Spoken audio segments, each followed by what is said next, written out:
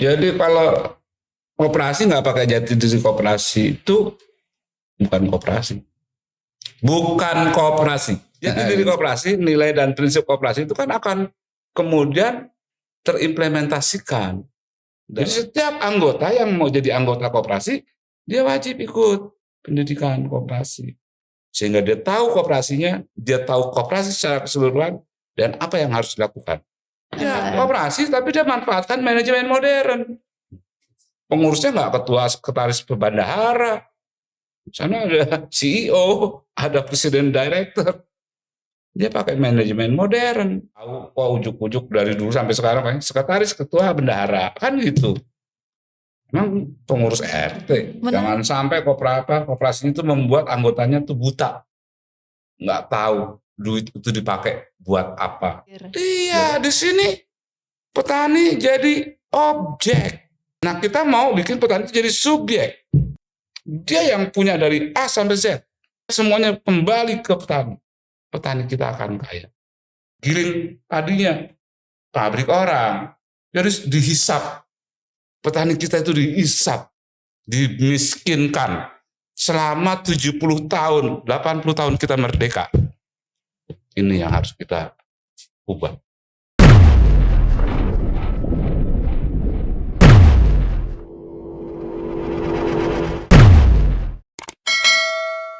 Assalamualaikum warahmatullahi wabarakatuh. Waalaikumsalam. Selamat datang di Api Wicara. Kembali lagi bersama saya Nining Nur Farida. Sebelum kita mulai diskusi, saya ingin mengucapkan selamat menjalankan ibadah puasa bagi yang menjalankannya. Kali ini, ya sebelum kita mulai, saya perkenalkan narasumber kita. Ini ada Bapak Untung Tribasuki atau orang-orang biasa manggilnya Pak Utribas gitu ya Pak ya. Apa kabar? Apa kabar Pak Untung? Baik, alhamdulillah. Baik, alhamdulillah. Sehat. Iya, ini diskusi kita yang kedua nih Pak ya mengenai RUU Koperasi terbaru. Ya. Ya. Kali ini saya ingin mengulas sedikit Pak tentang jati diri koperasi yang ada di RUU Koperasi yang terbaru. Menurut Pak Untung, adakah perubahan yang pemerintah lakukan mengenai jati diri koperasi ini, dan sebenarnya seberapa penting sih Pak jati diri koperasi bagi identitas koperasi itu sendiri? Terima kasih. Jati diri. Jati diri koperasi itu rohnya koperasi. Jadi kalau koperasi nggak pakai jati diri koperasi itu bukan koperasi. Bukan koperasi. Gitu ya. Jadi apa jati diri? Jati diri itu ada 3 hal. Satu, kesatuan dari pengertian koperasi. Yang kedua, nilai-nilai koperasi.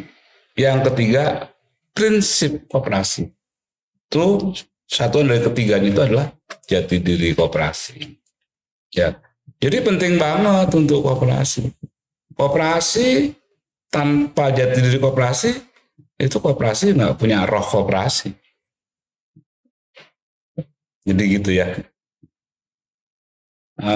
Dan ini harus hidup dalam setiap denyut kegiatan koperasi dimanapun seharusnya. Ya, jadi penting banget. Jadi jati diri sekali lagi rohnya koperasi. Iya. Iya. Nah kalau terkait dengan RUU Koperasi yang sedang diajukan oleh pemerintah ini, Pak Untung, ya itu apakah ada perubahan? Nah ini ya persoalannya kan di situ kemarin itu tentang jati diri koperasi. Memang undang-undang tentang perkoperasian nomor 25 tahun 1992 itu 1992 itu ya, itu tidak mengadop secara keseluruhan dari jati diri koperasi. Yang pertama tentang pengertian. Yang pengertian itu sudah sebenarnya tidak sama dengan pengertian koperasi sesuai dengan ICA ya. Kesepakatan ICA tahun ya. Walaupun berusaha untuk ngambil beberapa unsur yang penting ya. Tapi nilai koperasi tidak diatur di Undang-Undang 2592. Kemudian di pasal 5 Undang-Undang 2592 itu diatur mengenai prinsip koperasi. Nah, prinsip koperasi ini, kalau kita ngomong soal prinsip koperasi yang diatur dalam Undang-Undang Nomor 25 Tahun 1992 tentang perkoperasian, yang saat ini sedang mau diubah, ya kan? Itu prinsip-prinsip koperasi yang diadop dari kesepakatan ICA (International Cooperative Alliance) yang dilakukan pada tahun 1966, ya. Sedangkan pada tahun 1995 ICA kembali mengadakan Kongres ICA di Manchester, Inggris, dan mengubah itu, ya. Nah, jadi pasal 5 ngadop yang 1966, ICA 1966. Seharusnya, ya karena memang waktu itu undang-undangnya diubah tahun 92, ya kan, yang ngacunya ke 66. Makanya isu yang paling penting adalah mengubah itu prinsip-prinsip koperasi yang ada di pasal 5 Undang-Undang Nomor 25 Tahun 1992, diubah untuk mengacu kepada keputusan ICA 1995 tentang prinsip-prinsip koperasi. Dan itu memang seharusnya begitu. Selama ini kan memang kita melakukan kesepakatan internasional seperti itu, ya. Dan kita sebagai negara yang menganut sistem hukum Eropa kontinental itu biasanya kemudian diatur dalam undang-undang di Indonesia sehingga berlaku secara nasional di negara kesatuan Republik Indonesia. Berbeda dengan negara-negara common law, dia langsung berlaku tanpa harus diatur di undang-undang. Kalau sudah disepakati. Nah, saya pikir itu yang paling penting. Tapi justru itu tidak diubah dalam draft RUU perubahan keempat yang diusulkan jadi usul bisa DPR. Pasal 5 itu nggak diubah. Itu kan gawat banget, ya. Jadi itu paling penting sebetulnya. Karena dia akan merasuk ke semua batang tubuh undang-undang nantinya. Dari yang namanya pengertian, nilai prinsip itu harusnya menjiwai seluruh batang tubuh dari undang-undang yang akan dibentuk. Ini yang makanya kita sampaikan itu pada podcast kita pertama kemarin, ya. Dan saya ingin tegaskan sekali lagi itu dalam kesempatan ini. Gitu, Mbak. Iya, Pak. Kalau kata Pak Untung bahwa perubahan itu sangat penting dan akan merasuki seluruh batang tubuh dari aturan, gitu ya. Sebenarnya ini boleh nggak Pak jelaskan dengan bahasa yang lebih sederhana gitu ya, gitu. Sebenarnya koperasi ini, jati diri koperasi ini bagi anggotanya itu akan berdampak seperti apa nih Pak? Jadi jika ada anggota koperasi memahami bahwa menjadi anggota koperasi itu sesuai dengan jati diri koperasinya gitu, nah dampak buat dia itu apa sih gitu? Koperasi, jati diri koperasi, nilai dan prinsip koperasi itu kan akan kemudian terimplementasikan dalam persoalan yang menyangkut keanggotaan, dalam persoalan yang menyangkut perlengkapan organisasinya koperasi, akan menjiwai juga pengaturan-pengaturan yang terkait dengan manajemen koperasi, manajemen yang berdasarkan prinsip koperasi, ya, akan berdampak juga kepada struktur modalnya, kepada bisnisnya yang lebih soft gitu, lebih human, dan seterusnya. Itu sangat berdampak. Jadi terutama ke anggota, ya.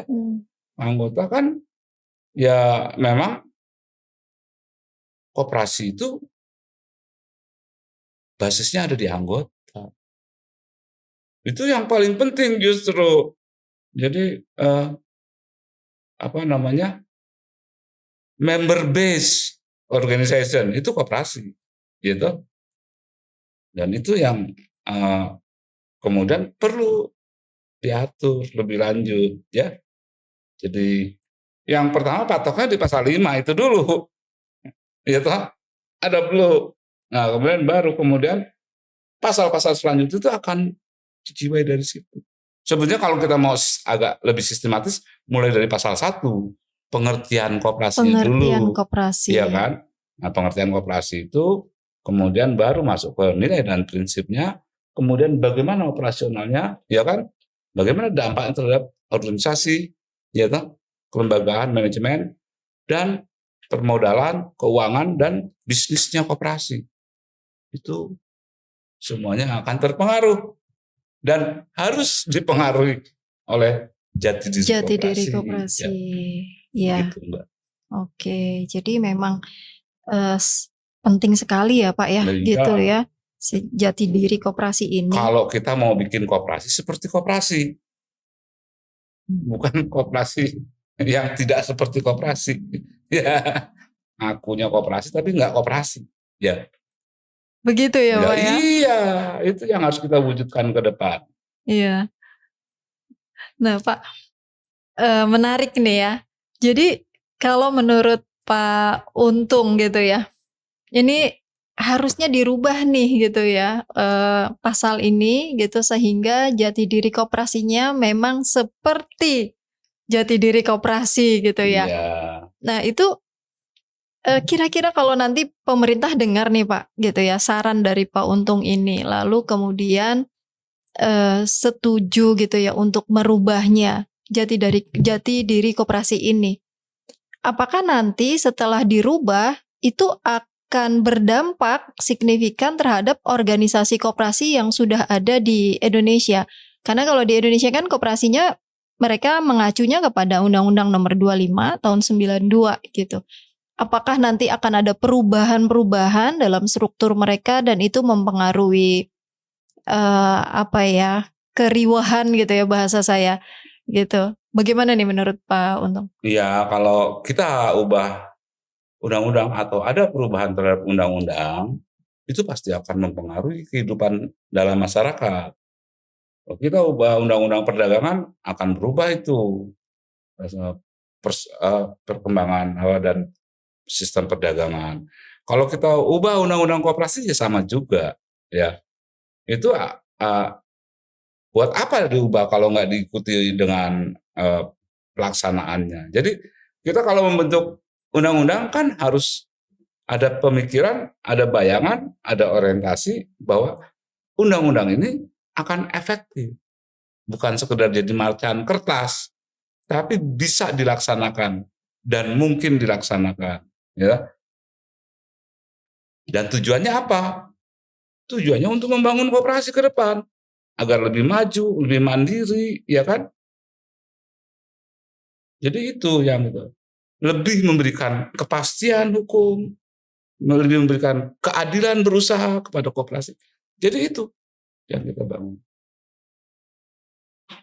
Gitu. Nah, ini ada poin yang lebih penting lagi adalah bagaimana koperasi itu menerapkan jati diri koperasi, nilai dan prinsip koperasi yang kita harapkan dapat berdampak kepada efek koperasi, ya, efek koperasi. Jadi berdampak kepada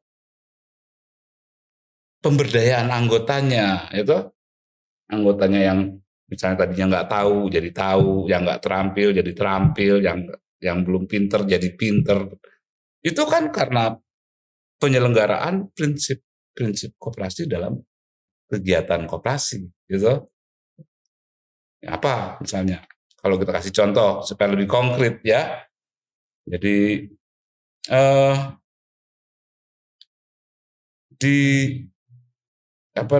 dalam prinsip koperasi salah satunya adalah prinsip pendidikan, gitu. Nah, bagaimana prinsip pendidikan itu bisa hidup dalam keseharian koperasi, gitu?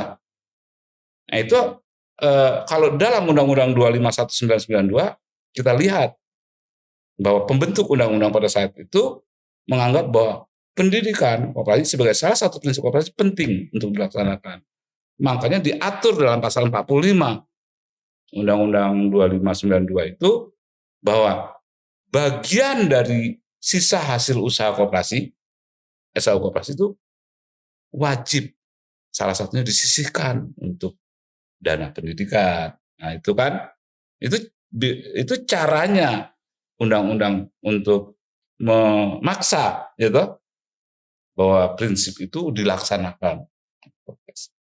Nah, pertanyaannya kemudian sekarang berapa banyak koperasi yang sudah menyisihkan dana pendidikan dari SHU-nya, gitu, dan diselenggarakan untuk apa saja, gitu ya. Jadi ini hal yang penting. Nah, kemudian mungkin ada beberapa hal yang perlu disisipkan lebih lanjut untuk mengingatkan bahwa pendidikan itu penting di koperasi supaya anggota itu jadi pinter, jangan dibodoh-bodohin terus, gitu ya. Jadi kita kan ingin anggota koperasi ya pinter. Makanya dari awal misalnya dalam dalam proses rekrutmen itu harus diganjel misalnya dalam undang-undang. Dia wajib mengikuti pendidikan orientasi. Jadi setiap anggota yang mau jadi anggota koperasi, dia wajib ikut pendidikan koperasi. Sehingga dia tahu koperasinya, dia tahu koperasi secara keseluruhan, dan apa yang harus dilakukan. Hak dan kewajibannya. Dia paham. Jadi involve dalam kegiatan koperasi. Nah, di situ kita akan bisa berharap bahwa partisipasinya mudah-mudahan akan lebih bagus. Jadi nggak cuma jadi penonton. Gini ya. Ya. Ya toh? Ya, jadi sebelum menjadi anggota koperasi sebaiknya memang calon anggota mengikuti pendidikan dulu, Pak ya. Iya, Gitu ya, iya, agar dia tahu hak iya. dan kewajibannya sebagai anggota. Ya dia tahu dan nggak mudah dibohong-bohongin sama apa pemilik koperasi ya, juragan-juragan koperasi. Jadi dari awal dia yang namanya orang yang mau jadi anggota itu tahu ini koperasi apaan sih, ya toh? Dia bisa lakukan juga tes case gitu kan, ini koperasi benar apa enggak? Jadi jangan sampai terjadi lagi yang namanya bleeding di koperasi, ya. Itu karena kelakuan oknum, ya. Jangan dicampur adukan juga. Oh, nggak ada koperasi yang nggak baik. Semua koperasi baik, tapi ada oknum-oknum yang tidak baik, tidak punya itikat baik. Gitu? Nah, itu ini yang namanya prinsip-prinsip pendidikan ini, penyelenggaraan prinsip pendidikan, mudah-mudahan bisa dapat mengeliminir itu, ya. Jadi apa namanya? Ada tindakan-tindakan preventif, ya, yang dibuat oleh undang-undang untuk mencegah terjadinya apa namanya manipulasi di koperasi, ya. Iya, Apa koperasi dimanipulasi oleh oknum, ya. iya. Juga kan karena sebagian besar koperasi memang dibangun oleh pihak-pihak yang memiliki modal lebih banyak biasanya gitu ya Nah Pak itu Ugeng yang saya ya. sebut begitu, yang kemarin saya sebut bahwa yang namanya koperasi itu pakai nama koperasi, tapi kelakuannya kapitalis. Ya, koperasi nggak dimiliki oleh anggota, tapi dimiliki oleh oknum, dikuasai oleh oknum. Yang kemudian bahkan mungkin dalam RUU yang ini minta apa pengurus seumur hidup kali ya. Jadi maunya lu lagi 4L ya. Dan itu yang harus kita cegah karena kan yang namanya perkembangan aspirasi anggota itu harus diakomodir juga oleh koperasi. Terus kaderisasi penting untuk keberlanjutan koperasi. Itu makanya pendidikan penting. Jadi dalam koperasi itu koperasi dibangun oleh pendidikan, ya kan? Dikontrol oleh pendidikan, ya. Jadi pendidikan ini penting sekali. Iya, kalau bicara tentang pendidikan, kan kita tahu ya Pak Untung, kalau latar belakang pendidikan masyarakat Indonesia pada umumnya gitu ya, itu sangat beragam gitu. Apakah kalau koperasi memegang prinsip bahwa menjadi anggota itu harus melalui pendidikan, dikontrol, kemudian koperasi dikontrol dengan pendidikan gitu, itu malah akan memperlambat jalannya si koperasi itu sendiri. Karena tadi tuh Gimana? pemahamannya tuh beragam gitu. Ya, Gimana tuh menurut Pak Untung? wah, saya nggak ngerti tuh. Gimana sih logikanya? Yang namanya pendidikan itu kan mencerdaskan orang, membuat orang menjadi pintar, yang tidak bisa menjadi bisa, yang tidak tahu menjadi tahu. Gimana mungkin bisa begitu? Kalau keberagaman tingkat pendidikan ya nggak ada masalah, gitu.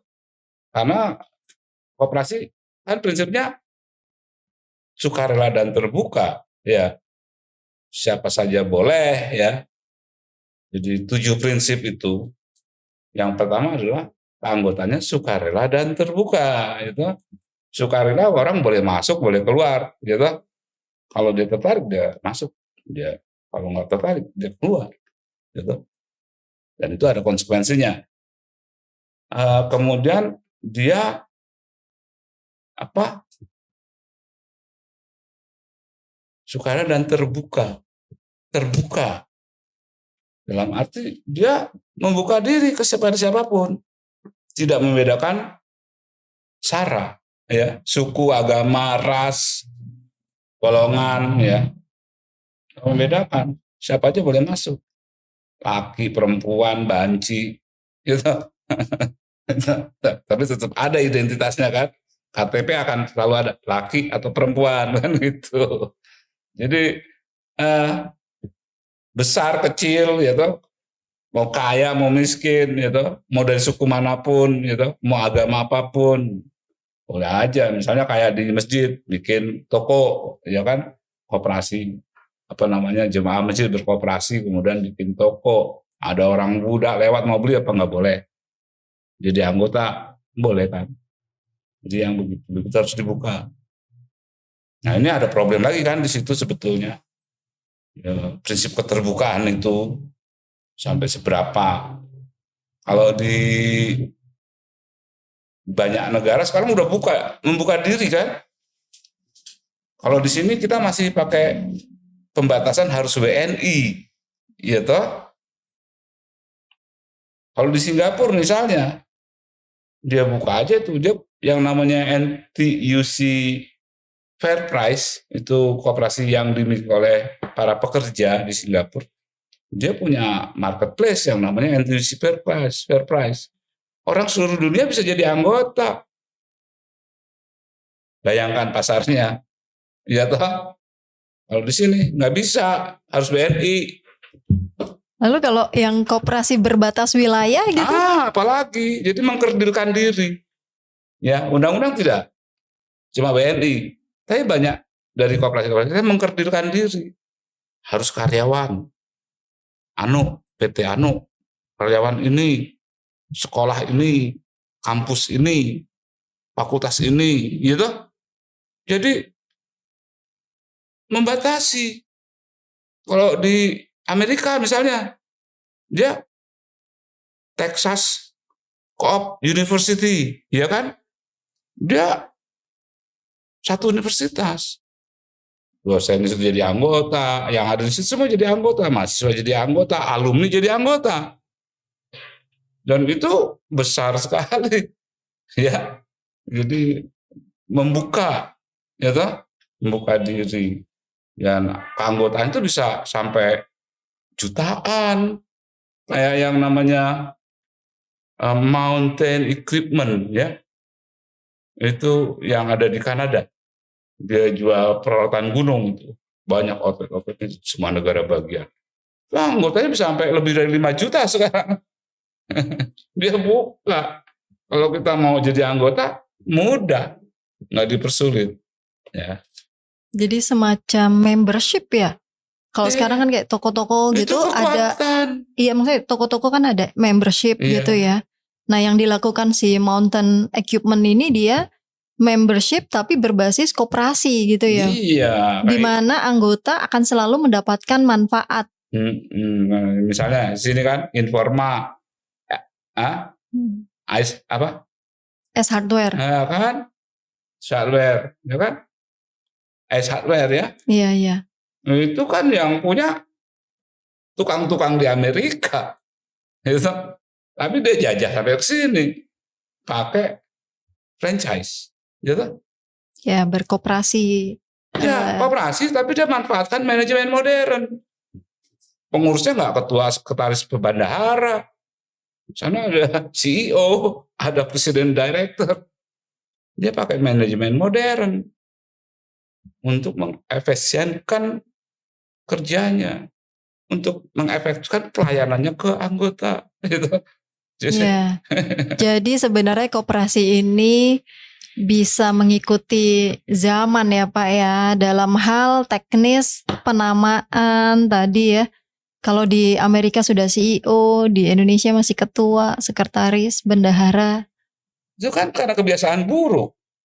Undang-undang tidak ngomong begitu. Undang-undang cuma ngomong pengurus. Isinya pengurus mau apa, mau gue kerso. Menarik Silakan. ini. Nah, koperasi yang nggak tahu, kok ujuk-ujuk dari dulu sampai sekarang kan sekretaris, ketua, bendahara kan gitu. Emang pengurus RT. Menarik Pak. Iya tuh. Jadi ya sobat Api Wicara, tidak ada kata-kata pengurus, sekretaris, bendahara dalam undang-undang koperasi. Adanya pengurus. Mandatnya hanya menyediakan pengurus gitu ya. Iya, pengurus sebagai salah satu organ. Salah satu organ. Isinya ya monggo. Pakailah manajemen modern, pakailah administrasi modern, kan gitu. Tapi kok tetap ketua sekretaris bendahara. Walaupun ada juga seperti BMI ya, Komarudin Batubara tuh. Kayak ini juga strukturnya udah lebih modern ya. Ada juga yang udah mulai sadar. Gitu. Tapi sebagian besar itu belum. Jadi ya itu yang begitu-begitu. Ini kan persoalan seperti ini harusnya kita telusuri ya. Kenapa kok bisa begitu? Jadi yang Iya. Ini seru sekali nih ya Pak diskusi kita nih ya.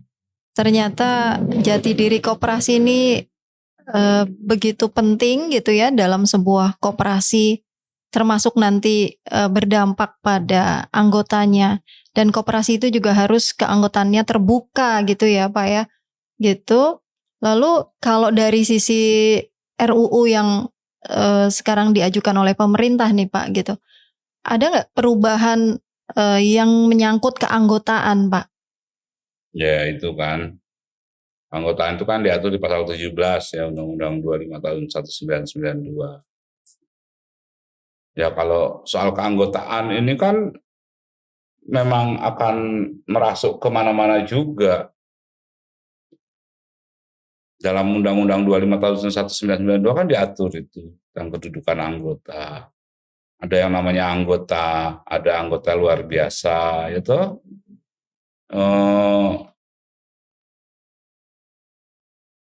Dulu sebelum Undang-Undang 25 tahun 1992 itu tentang keanggotaan koperasi itu juga macam-macam ya.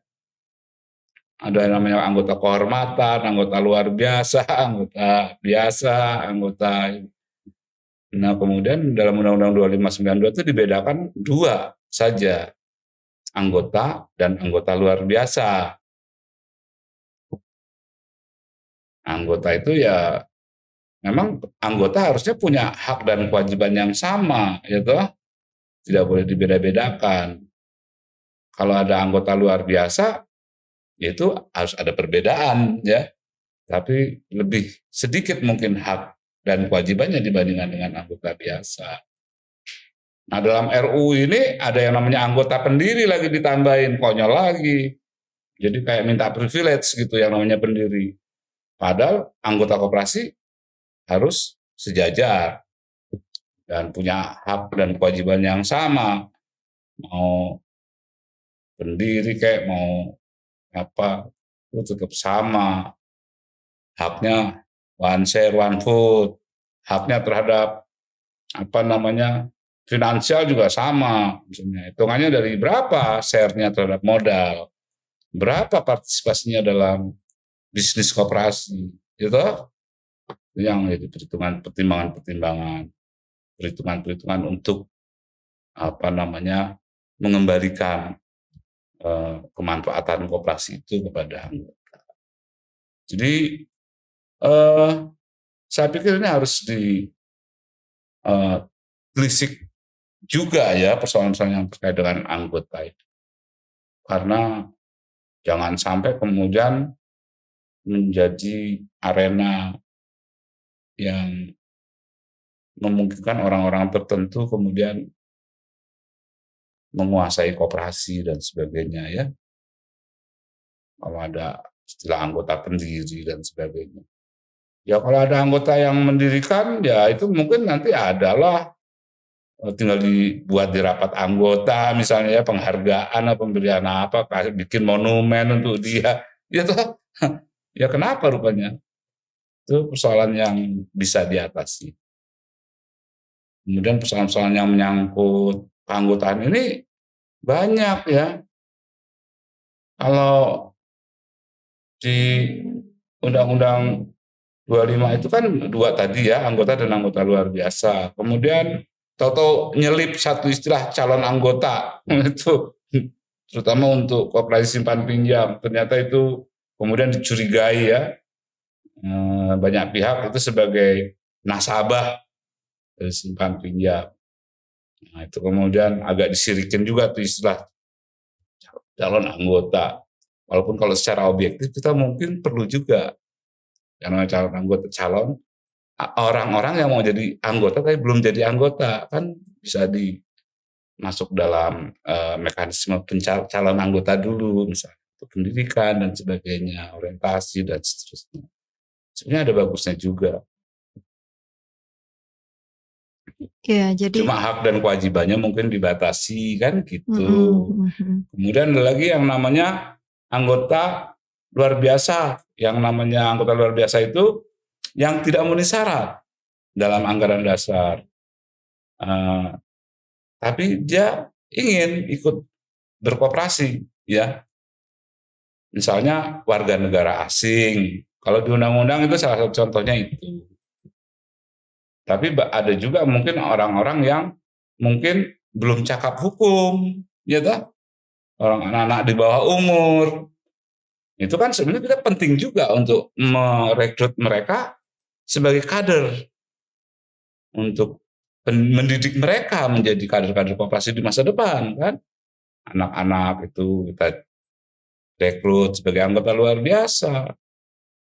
Kemudian kita didik mereka menabung dari kecil, ya toh, hidup ekonomis, ya toh, produktif dan sebagainya. Di situ sebetulnya bagus. Kalau memang niatnya bagus, ya toh. Jadi ini sebenarnya perlu yang begini kita bahas dan di Undang-Undang 259 itu sudah ada. Jangan sampai di RUU kemudian hilang begitu ya. Ini terkait juga dengan status mereka yang di bawah umur ini kemudian terkait juga dengan pembentukan koperasi. Ada koperasi-koperasi yang dibentuk di sekolah-sekolah, SD, SMP, SMA, mereka masih di bawah umur. Nah kemudian di pasal 18 penjelasan Undang-Undang 2592 itu diakomodir. Jadi pemerintah bisa dengan status diakui atau terdaftar gitu ya. Jadi pada saat mereka akan melakukan tindakan-tindakan hukum itu bisa diwakili oleh mereka yang sudah cakap hukum, misalnya kan oleh guru-gurunya dan seterusnya, oleh orang tua dan seterusnya. Jadi ini beberapa aspek yang terkait dengan keanggotaan ya. Jadi keanggotaan ini akan juga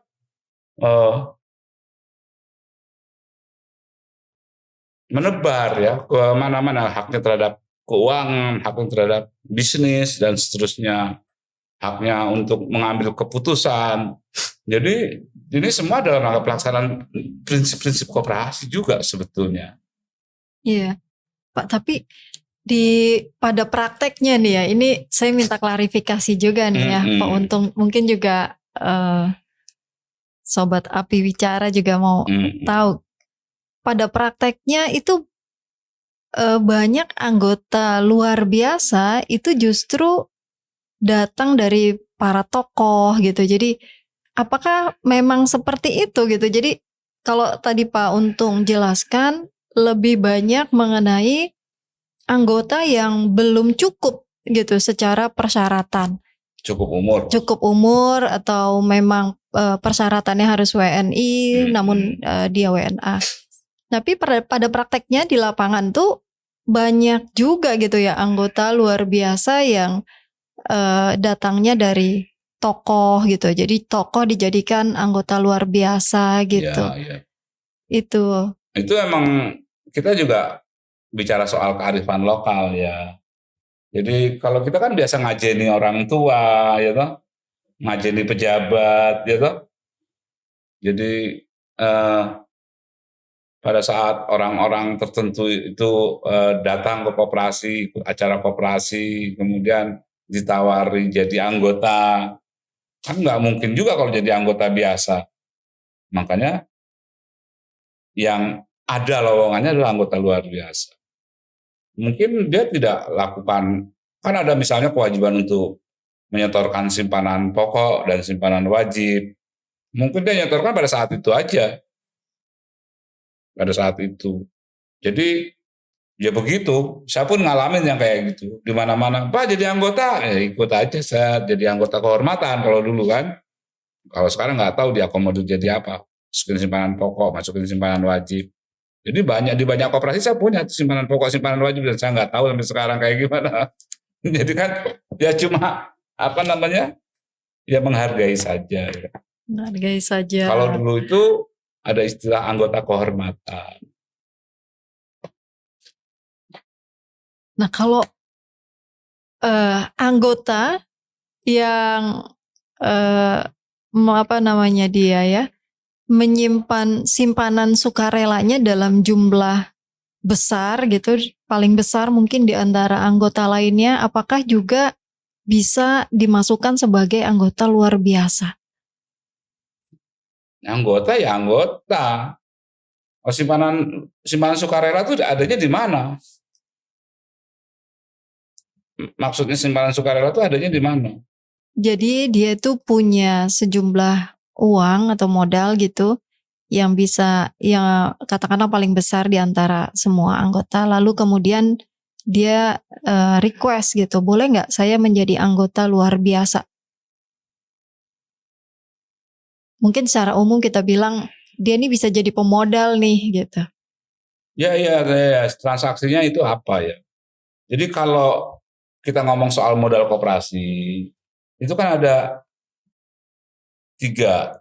1 modal sendiri, 2 modal pinjaman, 3 modal penyertaan. Ya. Modal sendiri ini dari anggota. Simpanan pokok, simpanan wajib, gitu. Itu termasuk dalam lingkup modal sendiri. Kemudian ada juga dari cadangan, hibah, itu modal sendiri. Ya, nggak ada hubungannya sama orang luar. Nah, kemudian ada yang namanya modal pinjaman.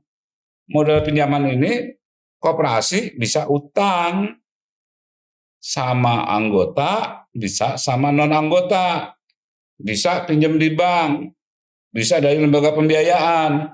Koperasi juga bisa mengeluarkan surat utang. Koperasi bisa juga mengeluarkan obligasi dan instrumen utang lainnya. Ya,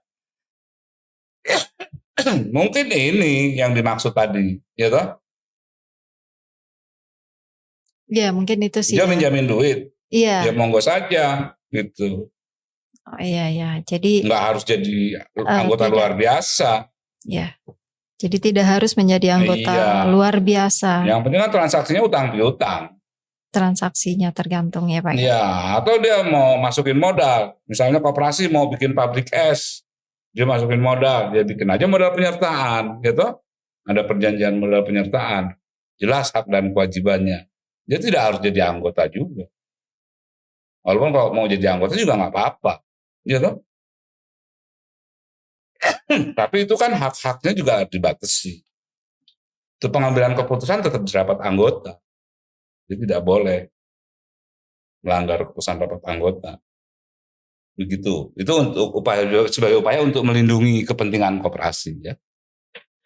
Jadi, Kalau kembali kepada keanggotaan nih Pak, apakah setiap anggota itu berhak tahu mengenai keputusan dari koperasi? harus dong.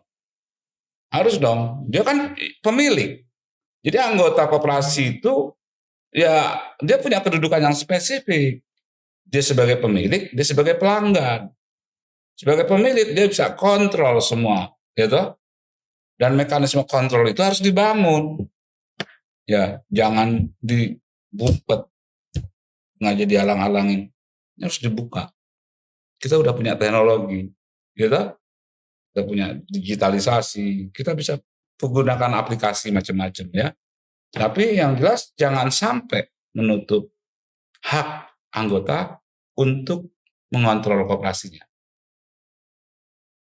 Selain di RAT, di saluran apa lagi Pak yang bisa digunakan oleh anggota untuk menyalurkan aspirasinya atau mungkin komplain atau ya saya sih lebih senang menyebutnya aspirasi gitu. Ya, Apakah ada salurannya Pak diatur di koperasi? ya itu kan diatur aja di internal koperasi, ya kan?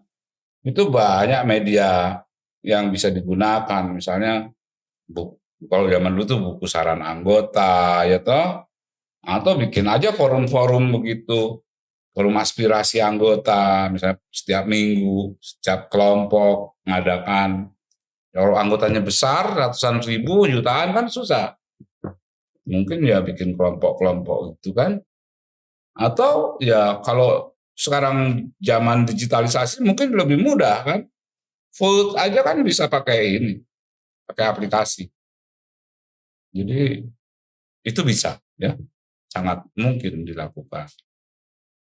Selama tujuannya memang untuk keanggotaan ya Pak ya, untuk aspirasi anggota ya. Tetap menjaga dan menjamin hak-hak anggota itu tetap berjalan dengan baik di koperasinya.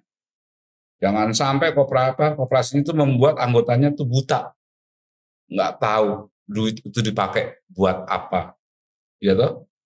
Dia harus tahu mau ngapain. Makanya ada yang namanya rencana anggaran pendapatan dan belanja koperasi tahunan. Mungkin harus di-bridging lagi di triwulanan, bulanan, mingguan, kan gitu. Nah itu kan mekanisme kontrolnya harus dibangun, gitu. Iya. Kalau umpamanya ada anggota yang pinter audit ya dia audit, ya kan. Kalau umpamanya mau lebih bagus lagi pakai auditor independen dan seterusnya. Kalau ada yang mencurigakan bikin audit khusus dan seterusnya, ya. Iya. Jadi terjaga koperasi. Terjaga koperasi ya, Pak ya. Jadi memang koperasi punya di Indonesia, koperasi diatur secara khusus, ada undang-undangnya. Tapi bukan berarti dengan aturan-aturan tersebut koperasi tidak bisa berkembang secara modern ya Pak ya, mengikuti zaman. Tapi tetap tuh ya jati diri koperasinya selaras dengan perkembangan koperasinya itu. Ya, jati diri koperasi harus melekat, ya. Yang namanya demokrasi itu kan ya pengelolaan dilakukan secara demokrasi, pengendalian oleh anggota, partisipasi anggota, kemudian gimana pendidikan, ya latihan, informasi itu terselenggara dengan baik, kemudian yang namanya kerjasama antar koperasi terbangun. Mana sekarang ada kerjasama antar koperasi yang sudah benar-benar kita bisa lihat, gitu. Kemudian gimana perhatiannya terhadap masyarakat dan lingkungan, gitu. Ini kan semua prinsip-prinsip harus dilaksanakan oleh koperasi, sehingga koperasi harus benar-benar berdampak terhadap orang yang jadi anggotanya, masyarakatnya, baik secara ekonomi, sosial dan budaya. Jadi itu yang harus terbangun. Ya. Luar biasa ya Pak. Kalau saya membayangkan itu kalau koperasi berkembang gitu ya di Indonesia, di mana prinsip-prinsipnya dijalankan, nilai-nilainya juga dijalankan gitu. Iya. Maka semua orang itu punya hak gitu ya, mendapatkan manfaat dari keanggotaannya. Iya. Gitu. Malahan kalau saya bilang itu media yang paling efektif untuk menghentikan pemiskinan rakyat, ya. Jadi kalau misalnya petani ini bersatu membangun koperasi, kemudian misalnya 1 juta orang, gitu, janganlah dibikin satu kampung, satu desa, nggak dapet kelayakan usahanya, ya. 1 juta, 2 juta, 3 juta orang kan gitu, kayak di Jepang gitu, Zeno, ya. Jadi kemudian dari A sampai Z satu produk itu semuanya kembali ke petani. Misalnya petani perlu perusahaan yang bisa bikin tanah kritis jadi tanah subur. Bikin satu manajemen. Bikin dengan teknologi modern. Kemudian petani menggunakan jasa itu. Semua petani punya saham di situ, di perusahaan itu. Perlu bibit, bikin perusahaan pembibitan kayak Trubus. Gitu. Semua petani yang butuh bibit ambil di situ. Semua petani punya saham di situ. Distribusi, punya lagi perusahaan distribusi dan angkutan. Petani punya saham juga di situ. Yang menggunakan petani juga. Ya. Digiling, bikin pabrik penggilingan. Pabrik penggilingan juga punya petani. Petani punya saham di situ. Ya. Bikin lagi pabrik pupuk. Jangan perlu pupuk. Petani yang punya pabrik pupuk. Punya traktor. Dia bikin pabrik traktor. Dia yang butuh. Ya toh? Sampai bank. Dia perlu duit, bikin bank. Yang punya ya petani juga. Keuntungannya balik lagi ke petani. Jadi dari hulu ke hilir. Iya, di sini petani jadi objek. Nah, kita mau bikin petani jadi subjek. Dia yang punya dari A sampai Z. Dari A sampai Z semuanya kembali ke petani. Petani kita akan kaya. Dan tidak dimiskinkan lagi. Sekarang petani kita setor gabah kering giling harga 6.000 perak selesai. Dengan semua resiko. Gagal panen, gitu, apa segala macam. 6.000 perak selesai. Sudah, lebihnya digigit jari. Pinjam duit, dia pinjam duit di bank orang. Asuransi kagak ada. Ya. Dia mau kirim barang, dia pakai perusahaan distribusi orang lain. Dia mau giling padinya, pabrik orang. Jadi dihisap. Petani kita itu dihisap, dimiskinkan. Selama 70 tahun, 80 tahun kita merdeka. Ini yang harus kita ubah. Melalui koperasi. Ya, jadi ini menarik sekali ya gitu ya. Bahwa kalau kita menjalankan prinsip dan nilai koperasi dengan baik, semua stakeholdernya konsisten, komitmen. Iya, itu berlaku untuk petani, nelayan, peternak, pekerja, buruh, ya. Semua sektor. Jangan dimiskinkan. Pertambangan, peternakan, perikanan, perkebunan, kehutanan, di semua sektor. Wah, menarik ini Pak Untung. Lain kali mungkin kita akan diskusi per segmen itu ya Pak ya. Ayo. Penting tuh.